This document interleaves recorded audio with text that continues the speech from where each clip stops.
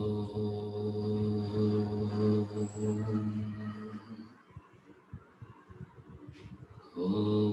Sahana Bhavatu Sahano Bhunattu Saha Viryankaravavahai Tejasvinavadhitamastu ma vidvishavahai. Om Shanti Shanti Shanti.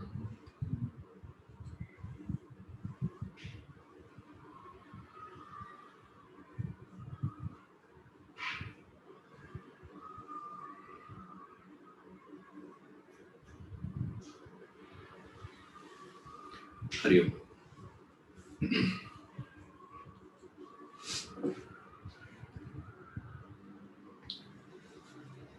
We are studying a textbook, the Vedanta Treatise.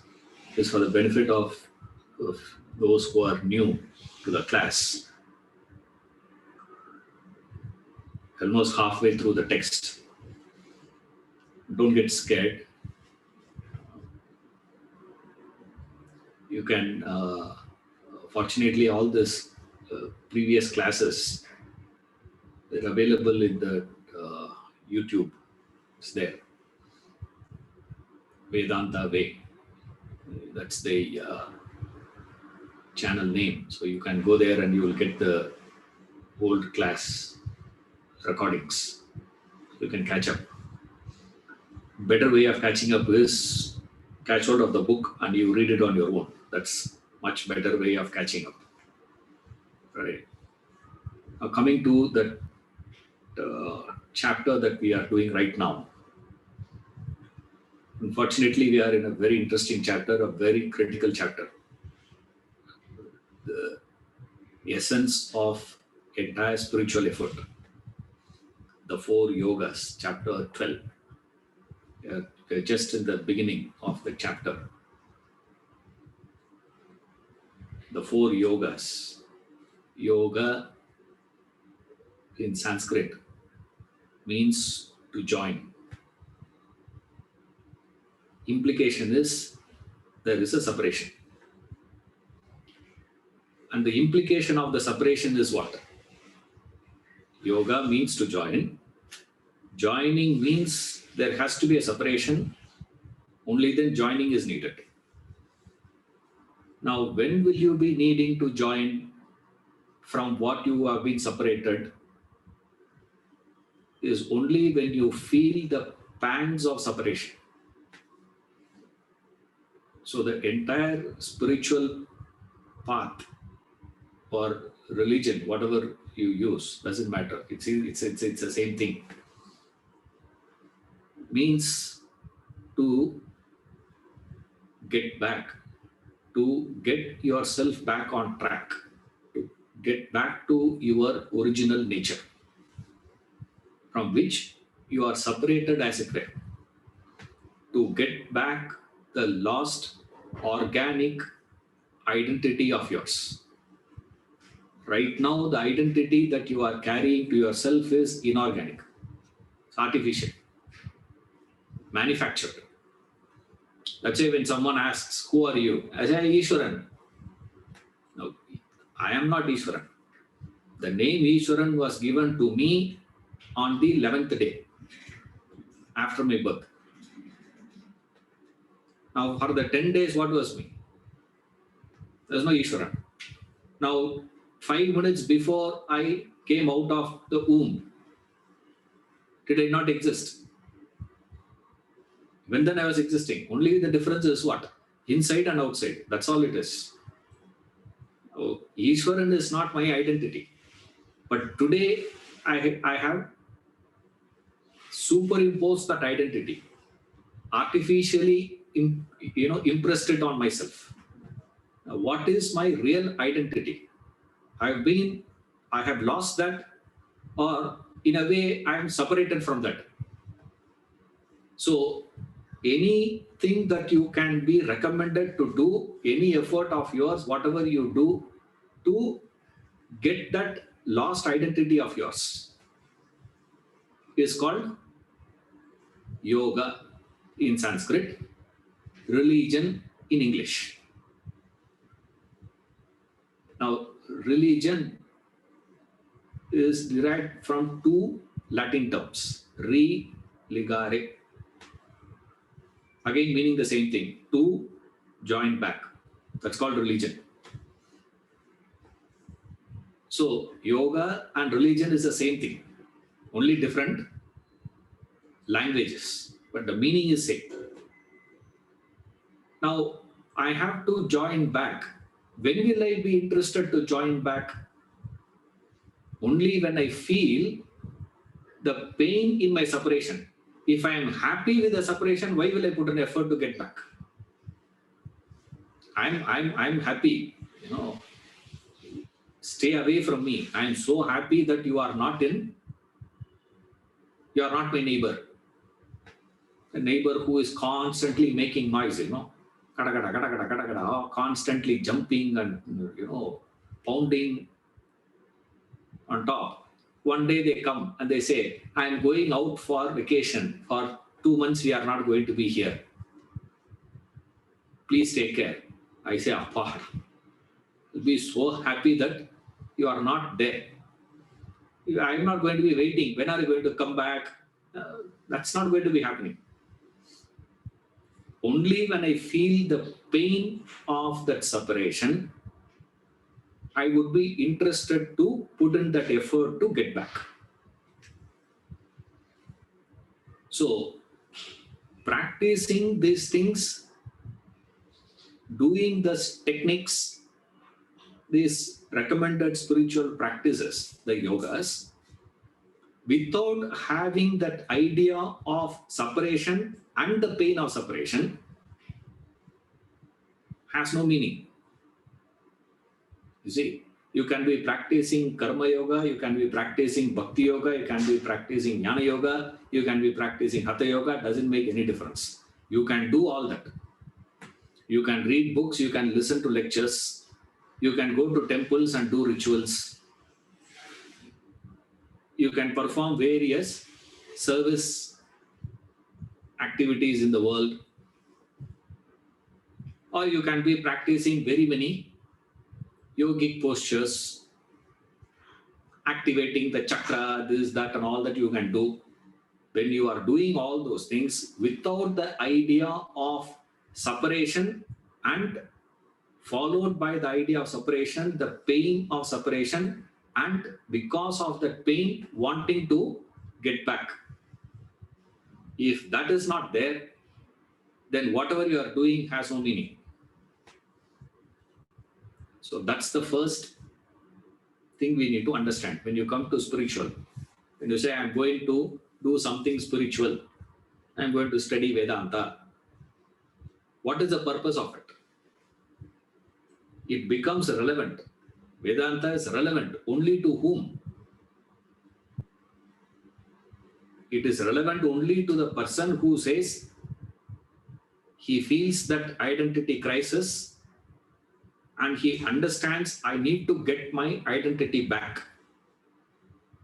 I have to get it. I can't afford to live life without knowing who I am and what I am. How to live life without knowing who I am? That is not possible.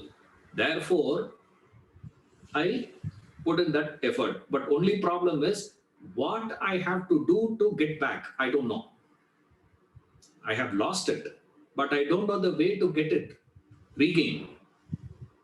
How to regain the lost identity. That is where the scriptures, this masters, the guru, they come and recommend certain practices.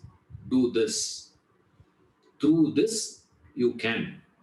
Their first thing they say is what? What is the cause of you getting separated? What is which is obstructing you in gaining your original identity?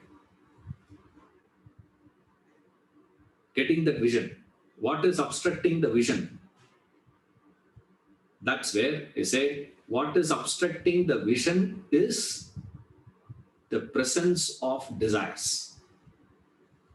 It is the desires in you that is causing, or in a very, very technical language, we call it as vasanas. What is a vasana? What is a desire? It's the same thing, right? Vasana, unmanifest form. Desire, manifested form, like seed and plant. You can't understand the seed. I give you a seed, you can't understand what is this. But when you sow that seed, when the tree grows out of it, then you understand, this is this, this is this. Otherwise, we can't understand. Just by looking at the seeds, we will not be able to identify what is it. Similarly, here is also. Vasanas is unmanifested. Desires is a manifestation of it. So, when these desires are causing that obstruction, in you regaining that, so how do you regain? Remove the obstruction. It will flow proper. That's all. It's like they put a stunt, no? Blood flow is not happening. Now what to do, sir? They say put a stunt. Or they inject something and suck out the things that is obstructing the blood flow. They remove it. Or they do one bypass. Cut here, something they do. But only thing is what? There is an obstruction, we have to remove that obstruction. So here, what is obstructing? It is the desires that is obstructing. So spiritual effort means any effort that is done with the idea of getting back to my original nature, regaining my original identity, for which the desires are the obstructions. Therefore, first I had to get rid of those desires. So the task one is to get rid of your desires. So essentially, spiritual practice starts with what? By removing the obstructions first. And then let us see what happens. After removing the obstructions, what to do, we will see later. First, we have to remove the obstruction. What is obstructing? Desire is obstructing my vision. Then comes that technique. Now, how am I to remove my desires? What is wrong with desires and all that, we can't be discussing now. How that is obstructing, what is desire, how this is different, all that you see later. Earlier we have discussed. So those who are very new, go back and learn. But I will explain it more when we go little later. Right now we just gulp it in. Okay, as of now. Because other points are far more important first to understand. How desires are a problem, what is that desire, how that affects you in terms of your spiritual. I'm not talking in terms of how it affects your relationships, how it is affecting your productivity. That's not my job. Okay. If you, for that you can go somewhere else. You don't have to come here for that. Now here we are discussing how desires are a problem for you in regaining your original identity, in knowing your real nature. What is your true self? Whatever you are believing today yourself to be, are you sure about it? Have you ever challenged it? When you challenge that, you recognize it's all fizzling out. It just, melts. It's not. So you have lost your true self. How to get back? And also you feel the pain of losing yourself. So remember that step. Very important step that is. If you are not feeling the pain, then rest of the problems are all not there for you. You see, when you have to have that pain only, you will put an effort to get back. Like there are people, who get heart attack, but they don't feel the pain. Have you seen in the medical cases, they say, there are people, he had it. But the thing is what? Generally, when you get a heart attack, you get the pain. Not in the chest. They say you get pain in the shoulders, you get pain in this side, that side, and all that. Some pain you get. There are There are people who don't feel that pain. So what happens to those people, sir? They don't take the necessary medical assistance, as a result of which meet fatal. It becomes fatal for them. You see, not feeling the pain doesn't mean you are so, Appa, no pain for me, sir. That means what? You are having a heart attack and you are not recognizing it. That's what life is for most of us, actually. Now, few who get this thing, something is missing in my life, something is not correct. I can't pinpoint what it is. It's not that, I'm having this problem, that problem. Of course, he has a problem, but essentially that's not. Something is eating me up inside. What is this? That is the pain of separation. That's what we call as the pangs of separation, which is technically referred as mumukshatva, or the desire for liberation. The pain of separation, desire for liberation, mumukshatva, all same thing. In different contexts, we use different words, that's all. After feeling that pain, that person comes out and he comes to these masters and says, sir, I want to regain. How to regain? To which the scriptures or the guru, he says, see, why you are not able to get yourself is because of the presence of desires. So first job of you is what? Get rid of those desires. Without you getting rid of the desires, expecting you to get your original nature, what is my true identity, to know who am I, it's all just words. It will never happen. Remove the obstacle first. What is the obstacle? Desire is the obstacle. Now, how am I to get rid of the desire? Then the student asks, okay, sir, tell me how to get rid of the desires. There, they recommend these 4 spiritual disciplines: Bhakti Yoga, Jnana Yoga, Karma Yoga, and Hatha Yoga. Path of devotion, path of knowledge, path of action, and path of compulsion. These are the 4 yogas. The moment he says there are 4 yogas, immediately the student gets excited.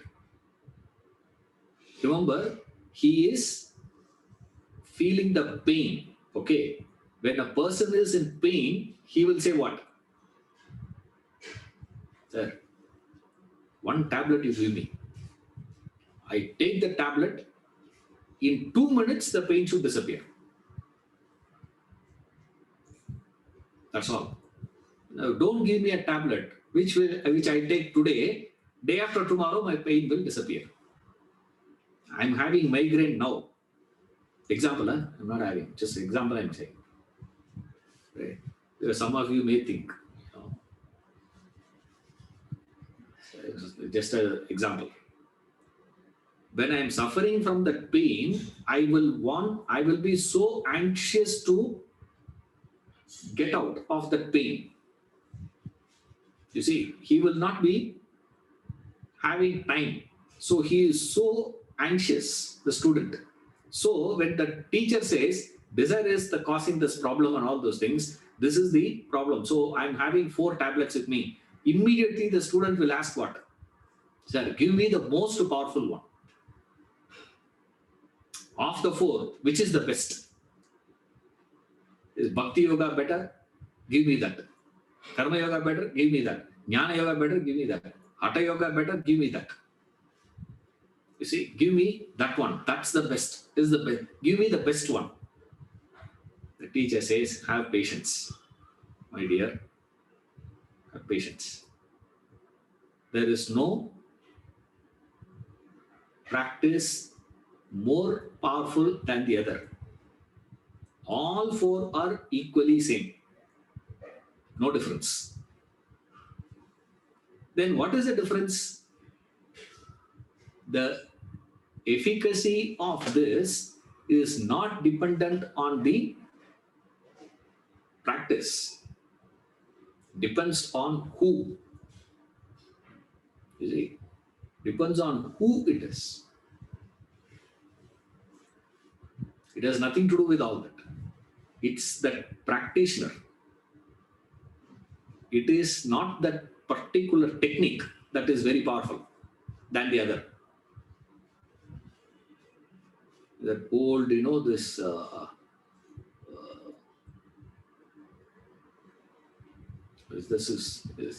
kung fu movies you would have seen. There, the villain will be following one technique, other fellows will be following another technique. Now, drunken technique is superior or snake style is better? Northern Shaolin is powerful or Southern Shaolin is powerful? Which technique? Is the sword technique is superior or the stick technique is superior? There's no such thing. Depends on who it is, how committed that person is to learn and explore. It depends on the person. It has got nothing to do with a particular technique, please. There's no such thing. It is all depending on that particular individual. Same way, the 4 yogas are not powerful by itself. The power of that is not in it. The power of that is to whom it is administered, for whom it is effective. There, he says, there are 4 types of human beings in the world. There are 4 classes of human beings in the world. The first class of human beings are emotional category. People who are dominated by emotions. That emotional person, when you are predominantly emotional in nature, that personality is best suited to practice Bhakti Yoga. Whatever that Bhakti is, we'll see that later. Okay, whatever is Bhakti, or what is Bhakti, what is devotion, who is a Bhakta, we'll analyze later. Now, path of devotion. To whom path of devotion will be effective? It will be effective to an emotional person. Then there is another type of people who is intellectual category.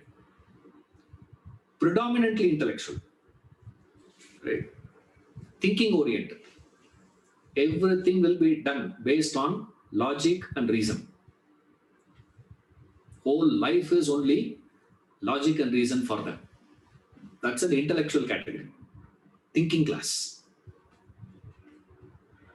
The first category, emotional, means mind is dominating over the intellect, buddhi. Then intellect dominates the personality, rational type of person, second. Then there is a third type of personality, which is a balanced type. Sometimes emotional, sometimes intellectual. Right? What is the meaning of sometimes? Nobody knows. Okay. When will you be intellectual? When will you be emotional? No clue. Right? But there are people, who are like that, who are dominated by emotions, very emotional. Everything will be calculated only based on emotions. They can, all transactions of life will be viewed through emotions only.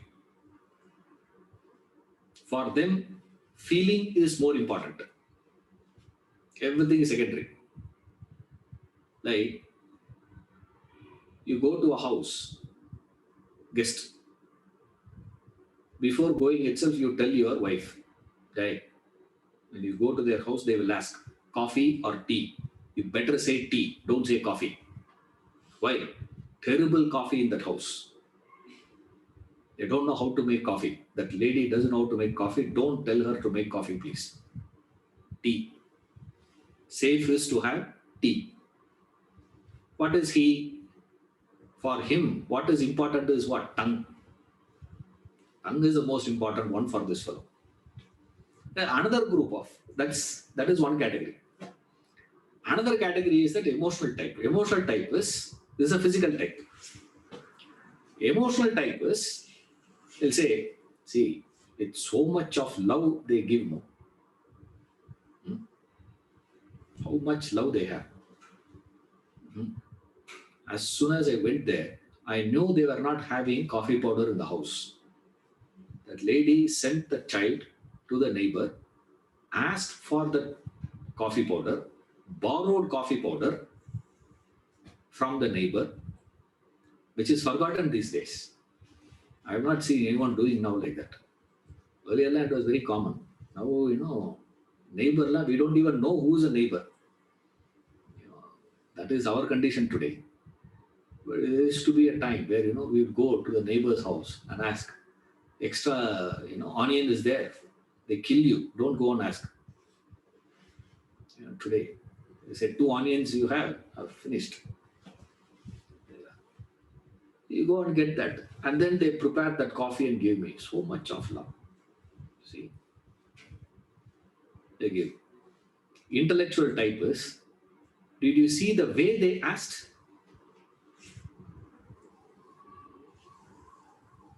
Do you see the tone in which they asked? That means what? They don't care about anything else. Their caring is only what? See, I have come to their house as a guest. Instead of that lady serving coffee to me, she is sending coffee through the servant. Huh? Is this the way you treat your guest? Hmm? That means what? There's no emotions there. He is not worried about the taste of the coffee. He is not worried about this. His concern is what? Who brought coffee to him? You see, you bring it because you are equal. You see, me and you are equal. Now you can't be sending that person for me. I've seen people fighting, They don't go for wedding because the invitation was not given in person. They said, you just send that invitation by post.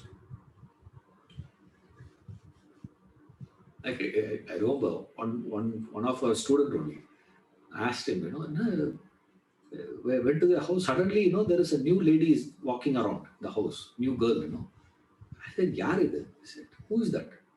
My daughter-in-law. I said, when your son got married? Yeah, we just had a simple wedding. I said, you never told, I didn't ask him that. You didn't tell me. He said, we just, invited only important people. And the fellow was attending my class. And he is saying, you are my guru, you are everything to me. And then he is telling me, we invited only important people. I said, then what I am then? Very interesting. You get so annoyed that say, how dare, you have to give invitation. You have to come personally and give invitation to me. This is rational type. Intellectual fellow. He will think everything in terms of, respect. Love Allah, he is not interested. He wants respect first. Then comes love, affection, and all those things. Give respect. That is intellectual. Emotional type will say, I don't want your respect and all that. I want affection. That's it. You see, that, concern, that love is what I'm interested in. That feeling is what is important, not respect. This. Third type is, I am not interested in your love. I am not interested in your respect. I am interested in your credit card and the PIN number also. Give me your credit card and give the PIN number. That's all I am interested in. What are you going to do to me? What I am going to do to you? Did you bring, yesterday we had the Women's Day, International Women's Day. What did you do to me on Women's Day? At least did you bring me one sari? Okay, sari is not there. At least one rose. Expression. That's action. Their focus is only on action. What did you do and what you didn't do? What I did, what I didn't do. Focus is only on that. For an emotional type of person, focus is always on the feeling part. Intellectual type is always on logic, reason, respect and recognition. That is intellectual type of a personality. Thinking type, constantly analyzing, dissecting, that is intellectual type. Then he says there is a fourth category also, who is neither active nor emotional nor intellectual. What is that, sir? Indolent type of personalities, where there is neither emotion nor thinking, neither logic nor feeling, neither head nor heart. No head, no heart, no balance of head and heart also. Nothing is there in that personality. An indolent person. Such a personality is suited for the practice of Hatha Yoga. Hatha Yoga means, Hatha means compulsion, force. So Hatha Yoga means the effort that you put in. Yoga means the effort that you put in. Effort you put in to get rid of your desires so that you can get back to your real nature. Karma Yoga means through action you get rid of your desires to get back. Through thinking you get rid of desires and get back. Through emotions you get rid of desires to get back. So to get back is common and getting rid of desire is common. Only difference is who is going to be using what. So emotional type uses bhakti. Why? Because he is naturally inclined towards emotions. Since his strength is emotions, use that. Intellectual person, his strength is thinking. So practice Jnana Yoga, use that strength of yours and succeed. Active, action is, expression is his strength. So use that to get rid of your desires. And the Hatha Yoga is the most, this one. Hatha Yoga means the person who is not having any one of that. Is neither having this, that. So what you have to do to that person, sir? You have to force him to do. Because you can't give him logic to do something, nor you can give emotions to make him move. You can't persuade him to do anything. The only way to pursue, to do is whip him up to wake him up. Because the personality is asleep. He is not physically asleep, but that inner equipments are at sleep. So to whip up that inner equipment, which is mind and intellect, manas and buddhi, you got to whip him up. How do you whip him up? Compel him to do things. Through that compulsion, force is always at the physical level. So what you have to do, sir, physically you have to force him to do certain things. Certain physically torturing practices to be done. You see, walking on the nail, sleeping on the nail bed, doing all sorts of things, smoking. In South India, we don't find much of this practice, but North India, there are a lot of that, practice that, they use that smoke to trigger things and all sorts of things, you see, forcing that personality.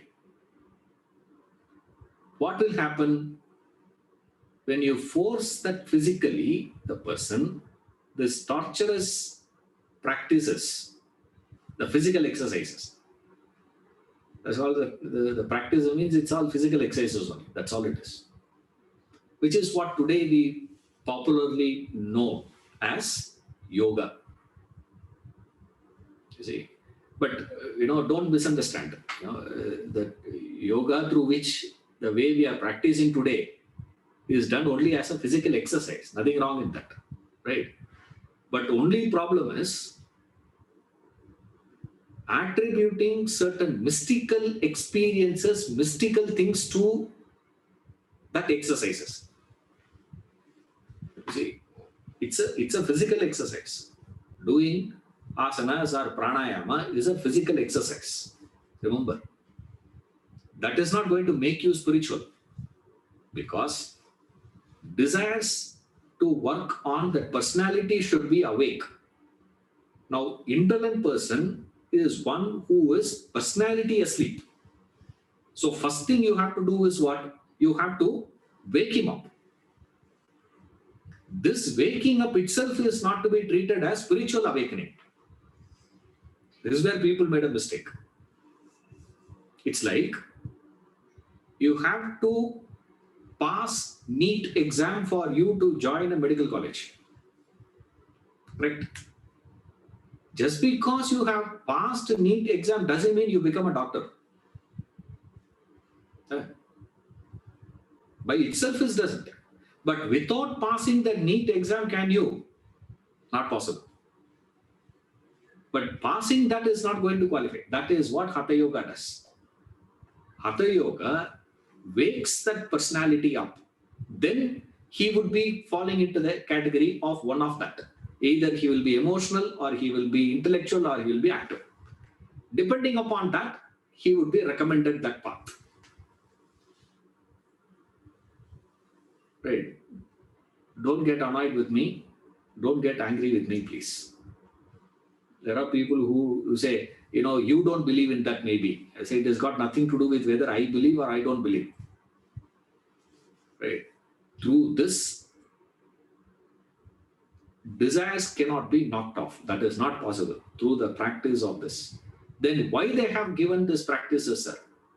This accounts for, even though this yoga system existed from time immemorial in this country, it was never popular. It was never popularly practiced. The popularity of that has come in only in the last few years only. Last about 20, 30 years, that's about it, not more than that. Before that, nobody was talking about Hatha Yoga. Pranayama, I'm not saying it's wrong, please. You do pranayama better. At least, your lungs will get better. Your lung capacity gets better. That's about it. It's not going to make you spiritual. The problem is only when we start ascribing certain mystical things to it. Now, Hatha Yoga is recommended to a person who is thinking in terms of stopping action. No action, no emotion, no thinking. He is neither thinking class, nor he is an emotional type, nor he is into action. But he is alive. He is not dead. Nor he is fast asleep. He is awake. But he is not doing. Now what you do to that fellow? Whip him up only. Force a person to do things. What can force? Only something which is painful. And then, do those things will wake that person up. After that personality is awakened, then the recommended course would be given according to that personality which is woken up. So the practice of this Hatha Yoga is administered through force, it says. What is that? That yogas and asanas and pranayama and some torturous things like, whipping yourself, poking, all these things. That's all recommended practices. But the point is, to whom it is recommended is the point. It's not recommended for everyone. Now, but for whom that is recommended, sir? That is recommended only to people who are this type of people, this indolent type is a very rare category. Remember, very rare to find such people. So you will not find them in numbers. Right? So that's not going to be more in the world. Very few. That's why it is not popularly brought out. Only to those recommended, needed few people, they recommended those courses and then came back to that mainstream. Mainstream analysis will be done only with reference to karma, bhakti, jnana. In the sequence, in the textbook, he goes through these steps of bhakti, jnanam, and karma. Devotional, knowledge, and action. Now, emotional, devotion. Intellectual, knowledge. Active, karma. Path of action for them. So this is the recommended practices for those people. Through that, they knock off their bulk of desires. After they knock off the bulk of desires, what happens? There are 4 categories, right? Now, what he is saying is, I'm just reading from the text. The book that I'm having, page number 208, last paragraph. The 4 categories of human beings only indicate the preponderance of their respective nature. None would be wholly intellectual or emotional or combined, or wholly lacking in emotion and reason. Hence, each category of persons would comprise a major portion of their respective nature with minor aspects of the other 3. So, make a note of this. An aspirant has to primarily analyze and assess the proportions constituting his nature before he chooses his spiritual discipline. Thereafter, he needs to proportion the 4 yogas to suit his composite nature. Thus, the one categorized as intellectual would need preeminently jnana yoga, the path of knowledge, along with graduated portions of the other 3 yogas to fulfill the proportions of his remaining minor nature. So do the emotional and active categories need to concentrate mainly on their respective yoga and proportionately combined with the other yogas. While the indolent has to plunge into hatha yoga with traces practically nothing of the higher 3 disciplines. I repeat, while the indolent has to plunge into hatha yoga with traces practically nothing of the higher 3 disciplines. If an aspirant follows this methodic procedure, his spiritual development would be meteoric. But hardly anyone understands the logic and reason for such an integrated discipline. And none follows any method or system in their spiritual life. Hence, the world bitterly complains of lack of spiritual development despite their efforts in the spiritual field. Now, most of you will understand why you all give this common complaint. I have been attending your class for the last 15 years. Nothing has happened to me, sir. Why? Because you have flouted this principle.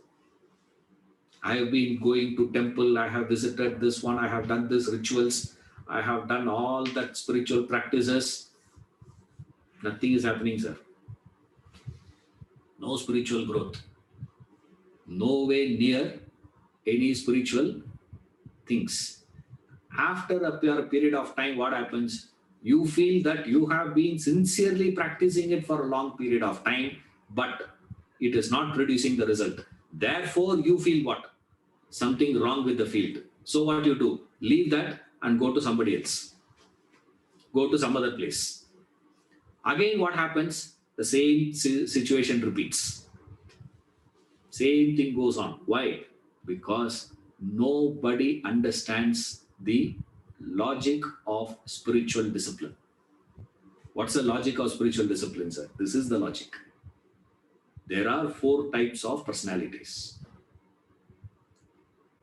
But no human you will find is wholly any one of the type. Every one is a combination of the 4. Right? So when we say a person is emotional, we don't mean that he is 100% emotional. He is predominantly emotional. Also, he has intellectualism in him, active indolence also there in him. Intellectual means he also has emotional personality in him, active personality in him, indolent personality in him. So whenever we say a person is emotional, understood is he is predominantly emotional, he is. Now go back to the basic principle. Emotional, bhakti. Intellectual, jnanam. Now what you have to do is that if I find myself to be an emotional person predominantly, or rather what he says, the example he gives is an intellectual person. If a person were to be predominantly intellectual, that means assume that I am 50% intellectual. Just an example. Okay. At least let me wish, at least the example, the intellectual, let us be. You are intellectual 50%, and then emotional 30%, active 15%, indolent 5%. This is my personality type, more or less. You don't have to get it, precise, just an approximation. Generally, when you analyze yourself, you will get to know somewhere you belong to this category.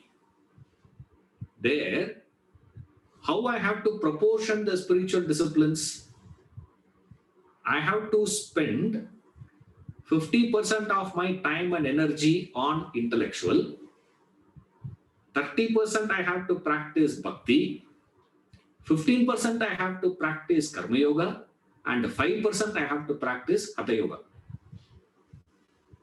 If I proportion my spiritual disciplines in this fashion, then my spiritual growth will be meteoric.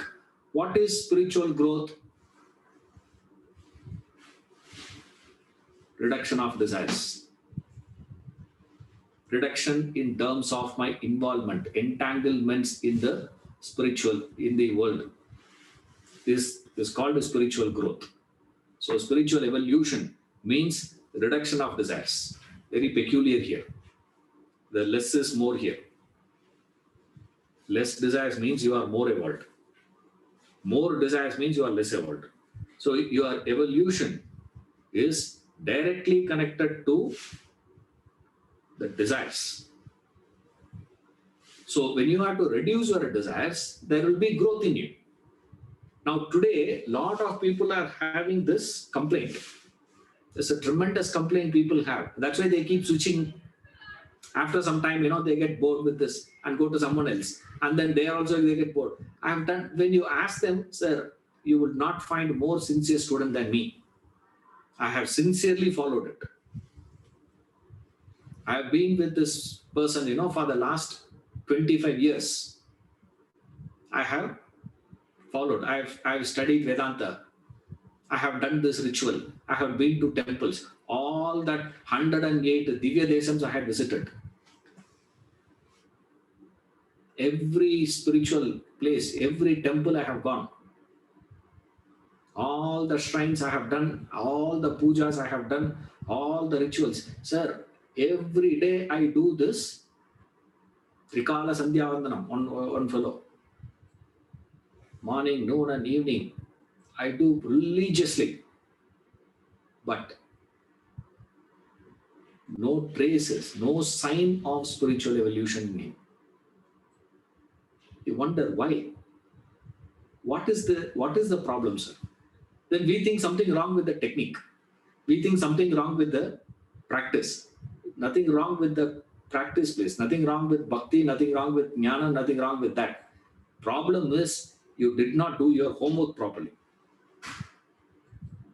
And no teacher is recommending also nowadays that. No one says that. Now people ask me, what is so unique about Vedanta? Nowadays this has started. What is so unique about Parthasarthi's Vedanta? One fellow was asking me. He is referring to my guru. So he is saying, I said, what is Parthasarthi's Vedanta? He said, what is the USP? What is so unique about your teaching now? I said, this is so unique. Have you ever heard this from anybody? They said, nobody talks about this proportioning. No one refers that. They say, you just practice. I have been studying, therefore you also study. I have been doing this, therefore you also do that. I have been doing this puja. I have been doing, therefore you also do the puja. I went to the temple, you also go to the temple. This is God for me, it is also God for you. What has worked for you? If it has worked for you, it has worked for you because of your personality type. That composite personality. Every human is that composite one. Now the categories have to be clear. The problem is this person is that you are a composite. What is that? Pay attention to that first. Recognize what is your nature. Emotional, intellectual, active, indolent. Active in the sense physical. Is concentration only on expression, action. You see, doing and not doing. Focus is only on doing and not doing. Remember that coffee example. Then you can understand easy. That is, one fellow says taste. Another fellow says the affection. Third fellow says who brought it. That is a category. Now, which category you belong to, you got to figure out. Predominantly, you see, not that you are going to be 100%. Everywhere you go, you are going to be checking only coffee taste. Not necessarily. One day you go for taste, one day you go for the feeling, one day you go for who's bringing. In one context, you do the approximate it, more or less. And then you have to practice. In this, he says, one predominant personality is exempted here. If you are predominantly emotional, other three combination. Predominantly intellectual, predominant of jnana yoga, and the traces of other. Predominantly active, practice karma yoga predominantly, and the trace of others. Proportion other things. Suppose if a fellow says, sir, what about indolent fellow? What about indolent? That's what you need to note here. Now, what he says is the indolent person has to plunge into Hatha Yoga and he cannot be practicing karma, bhakti, jnanam, not possible for him.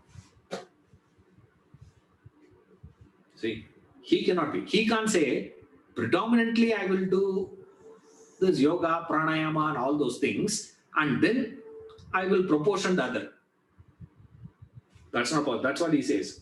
While the indolent has to plunge into Hatha Yoga with traces, practically nothing of the higher three disciplines.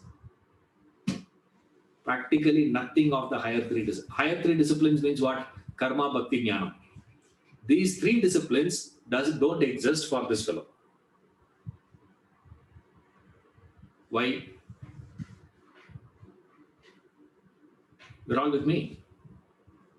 Right? Why?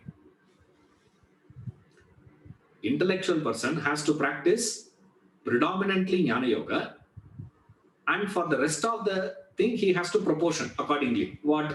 Bhakti, karma, hatha. proportionate. Predominant this, proportionate. Right. For the emotional person, practice bhakti, proportion the other three. For active, practice karma yoga, proportion the other three. For indolent, equation should be what? Practice hatha yoga, proportion the other three. He says, no. He can't be proportioning the other three. The other three disciplines practically don't exist for him. Why?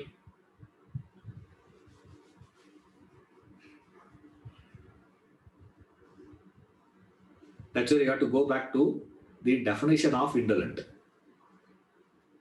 See, the practice of karma, bhakti, jnanam itself is possible only after waking up the personality. Indolent fellow has not woken up. So how can he practice karma, bhakti, jnana? You see, so for him there is no proportioning. So indolent person has to practice only one. What is that? Hatha yoga is the only option for him. Are you a first year student of medical college, second year or third year or final year or fifth year? Now you can't say all these things to this fellow. What? He is yet to appear for NEET exam. He is only going for NEET exam. He is preparing himself. He is also studying hard. It's not that he is going to be studying casual. No. He is also studying hard. But he can't be practicing that. That is not possible for him. Same way here. The indolent personality cannot be proportioning the other three. Indolent person has to practice only hatha yoga. He can't do the other three. Whereas this, that's why it is very rare. Such personalities you will find, maximum you will find about 1,000 fellows, the entire population. 1,000 fellows we find like that. Because by nature, human cannot afford to be predominantly indolent. It is not possible. It doesn't work like that. You see, like that here. You say the person who is going to be proportioning himself. So a spiritual seeker, the seekers has to first study their personality types and identify his composite nature and then proportion the time and energy of his according to his composite nature. If he does that, there'll be a tremendous development. They'll grow very fast. And you can see that, you can see people growing, part they grow. How they're able to demonstrate that growth is because they have done their homework. So that's why this paragraph is very important. Go through this paragraph again and read this portion. Even if you have not read the other earlier, doesn't matter. Even those who are coming new, doesn't matter. Go through this chapter again. Read this portion. We'll see more in the next class. Thank you.